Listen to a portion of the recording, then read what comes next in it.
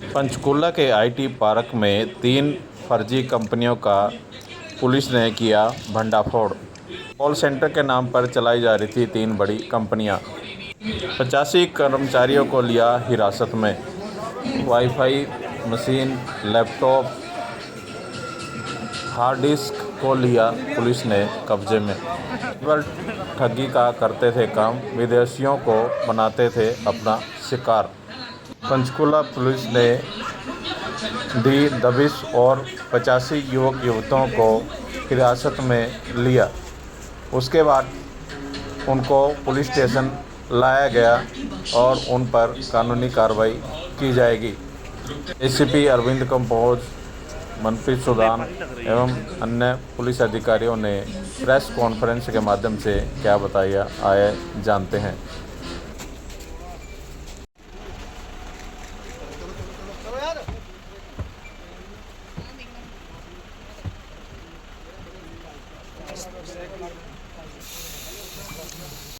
जी sir, एक cyber crime को लेकर एक सूचना मिली थी। किस तरह से सर एक क्राइम को अंजाम दे रहे थे, क्या क्या रिकवरी? तो जैसे कि आप सभी जानते हैं कि हमारे माननीय डीजीपी साहब और माननीय सीपी पंचकुला श्री शिबाज कबीराज सर के शुरू से साइबर क्राइम के अगेंस्ट जो भी एक्शंस रहे हैं उनको लेकर बहुत ही जोर रहा है। तो उसी के चलते हुए कल पंचकुला पुलिस ने जो कि हमारी 5 से 6 टीम्स, जो कि एक टीम हमारी एसएचओ साइबर लीड कर रहे थे, एक टीम इंचार्ज क्राइम 26 और तीसरी टीम इंचार्ज डिटेक्टिव हमारे एसएचओ साइबर, एसएचओ विमेन और स्टेट साइबर से लेके हमारे एएसआई अंकुश और साइबर एक्सपर्ट श्रीमती मनीषा और साथ में ही हमारे एसएचओ चंडी मंदिर श्री रामपाल जी, इन टीम्स के द्वारा हमारे 3 डिफरेंट लोकेशंस पर सेक्टर 22 के आईटी पार्क में रेड की गई। तो रेड के दौरान ये पाया गया कि वहाँ पे 3 डिफरेंट लोकेशंस पर फेक कॉल सेंटर्स चल रहे थे।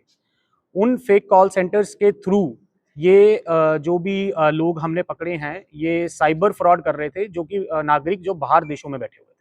मनप्रीत जी, बात करें, ये तीनों कंपनियां अलग-अलग हैं या एक ही नाम से चल रही हैं? नहीं, ये तीनों कंपनियां अलग-अलग हैं जी। जो पहला कॉल सेंटर है ये सर्टिस आईटी सर्विसेज कंपनी के नाम से था और दूसरा आई स्पेस टेक्नोलॉजी प्राइवेट लिमिटेड और एक जो तीसरा कॉल सेंटर था वो एक डिफरेंट कंपनी के नाम कितने से। लोगों की इसमें गिरफ्तारी हुई है? देखिए, अभी गिरफ्तारी तो हम कर रहे हैं। इसमें जो मेन हमारे मुख्य आरोपी हैं वो जो हैं वो आपको बता दिया जाएगा। बट इसमें जो टोटल इन्वॉल्वमेंट अभी आया है वो 85 इंडिविजुअल्स का है। तो कौन सी कंट्री के लोगों को टारगेट करते थे और क्या रहता था इनका तरीका ये फ्रॉड करने का? जो ये तीनों कॉल सेंटर्स हैं, इनका मॉडस ऑपरेंडी तीनों का डिफरेंट था। ये तीनों आपस में लिंक नहीं थे और ज़्यादातर अभी जो प्रिलिमिनरी इन्वेस्टिगेशन में सामने आया है यूएस के सिटीजन्स के साथ फ्रॉड आया है। बाकी और कंट्रीज के साथ हमारी इन्वेस्टिगेशन जारी है, वो हम पता कर रहे हैं। अगर ऑपरेंडी की बात करें तो जैसे कि जो कॉल सेंटर 1 हमारा जहाँ पे हमने रेड करी है, जो सर्टिस आईटी सर्विसेज के नाम से है, वहाँ पे कस्टमर सपोर्ट बनकर एक इनकी टीम बैठती है और वहाँ पे बाहर बैठे नागरिकों को ये जो उनकी ओटीटी सर्विसेज है, जैसे कि नेटफ्लिक्स और जो ओटीटी सर्विसेज है या बैंक सर्विसेज है, उनके रिगार्डिंग उनको ये बहला फुसलाकर उनको ये बताते हैं कि जी आपकी ये सर्विस डिसेबल कर दी गई है। तो अगर आपको ये सर्विस अपनी दोबारा से चालू करवानी है तो आप फलाने फलाने लिंक पर क्लिक करें या ये जो भी हमारी आपको सर्विस रिन्यू करवाने के लिए हमारे बैंक जो मुलाजिम है उससे बात करें। सर, ये लोग विदेश में बैठे लोगों से ही ठगी करते थे या इंडिया में भी? वो अभी हमारी जांच का विषय है, वो हम अभी सर्च कर रहे हैं कि क्या कोई हमारे इंडियन नेशनल्स भी इसमें इन्वॉल्व है जिनके साथ फ्रॉड हुआ है।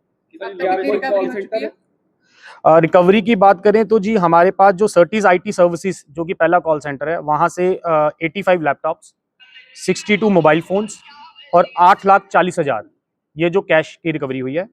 जो दूसरा है आई स्पेस टेक्नोलॉजी प्राइवेट लिमिटेड, इससे 62 लैपटॉप्स, 60 मोबाइल फोन्स और 73,176 कैश। और जो थर्ड हमारा कॉल सेंटर है, इससे 18 मोबाइल फोन्स, 21 सीपीयू, एक लैपटॉप और 3,20,000 ये रिकवरी हुई है।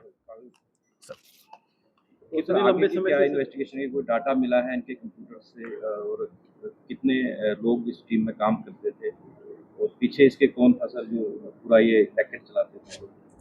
इसमें अभी तक जो हमने 85 इंडिविजुअल्स राउंड अप किए हैं, तो हमारा जो पहले जो कॉल सेंटर है वहां से 14 इंडिविजुअल्स राउंड अप हुए, दूसरे में से 28 और तीसरे में से 43 इंडिविजुअल्स राउंड अप।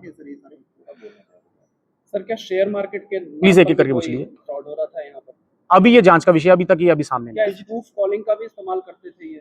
ये भी अभी जांच का विषय है। बेसिकली हमें जो अभी प्रिलिमिनरी इन्वेस्टिगेशन में ये सामने आया है कि ये फॉरेन नेशनल्स के साथ ठगी कर रहे थे, कुछ सपोर्ट सिस्टम सर्विसेज के नाम पे, कुछ ये डिश टीवी कि हम आपकी डिश टीवी का रिचार्ज करवा देंगे, कुछ उसमें सेक्सटॉर्शन का भी सामने आया है, और कुछ वहाँ पे जो ओबामा हेल्थ केयर के नाम से ये इंश्योरेंस कंपनी बन के इंश्योरेंस देने के नाम पे भी उनसे ठगी कर रहे थे। सर बात करने के लिए साइबर क्राइम को लेकर उसके अंदर भी इनकी कोई अहम भूमिका नजर आएगी, जैसे साइबर फ्रॉड किया जाता है कि पुलिस वाला अधिकारी बन के या कुछ ऐसा भी कुछ है?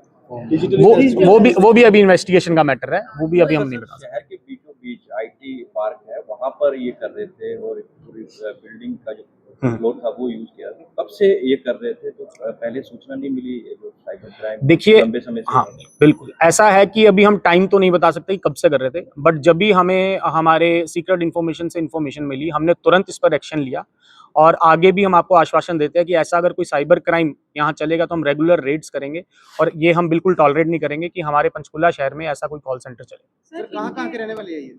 सर महिलाओं की गिरफ्तारी हुई है, महिलाओं का काम क्या था कॉल सेंटर में? देखिए, ये भी एक पूछताछ का विषय कह लीजिए, बट जो प्रिलिमिनरी इन्वेस्टिगेशन में सामने आया वो यही आया है कि या तो वो सपोर्ट सिस्टम सर्विसेज की उनको कॉल करके एज अ कॉलर बात कर रहे थे, वो कॉल ट्रांसफर हो जाती, क्लोजर एक नाम के आदमी पे वो उनसे सेटलमेंट करता था कि कितने पैसे आप ट्रांसफर करेंगे, तो कुछ अलग अलग बेंचेस पे अलग अलग सिस्टम्स पे ये बैठे थे, तो वैसे ये काम। आरोपी में कोई विदेशी नागरिक भी शामिल है? अभी तक हमारी जांच के विषय में नहीं है। ओनर सर कौन है? इनका ओनर भी गिरफ्तार हो चुका है, सारे एम्प्लॉइज हैं।